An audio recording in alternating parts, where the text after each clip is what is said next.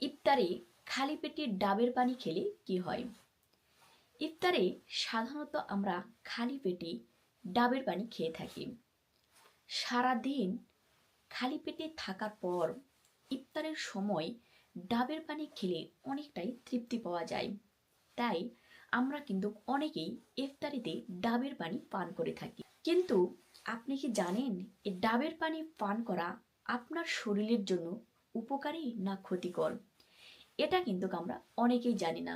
তাই অবশ্যই আমাদের জেনে শুনেই ডাবের পানি পান করতে হবে।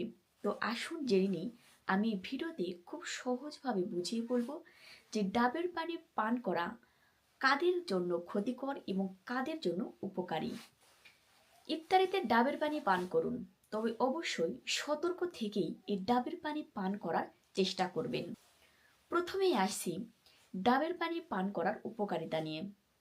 ডাবের পানি আমাদের শরীরে কি কি উপকার করে থাকে? 1.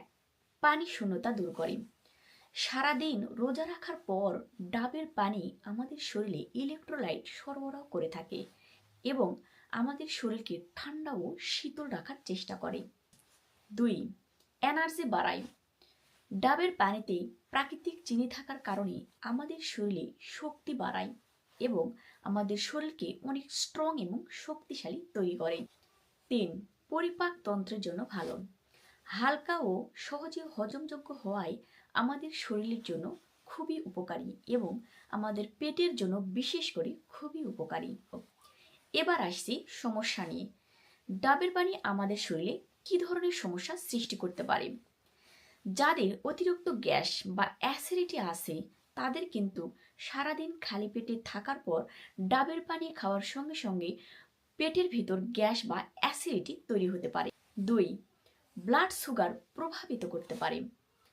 যাদের ডায়াবেটিস বেশি, কেননা ডাবের পানিতে প্রাকৃতিক চিনি থাকার কারণে কিন্তু অবশ্যই যাদের ডায়াবেটিস আছে তারা সতর্কভাবে খাওয়ার চেষ্টা করবেন এবং নিজেই সুস্থ থাকবেন। 3. বেশি খেলে হজমের সমস্যা হতে পারে।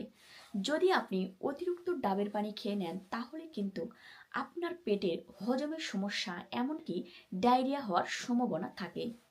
তাই পরিমিত পরিমাণে ডাবের পানি ইফতারে খালি পেটে খাওয়া উপকারী। তবে যদি আপনার গ্যাসের সমস্যা থাকে তাহলে অবশ্যই আপনি খেজুর বা অন্য কোনো খাবারের পর ডাবের পানি খাওয়ার চেষ্টা করবেন এবং নিজেই সুস্থ থাকবেন।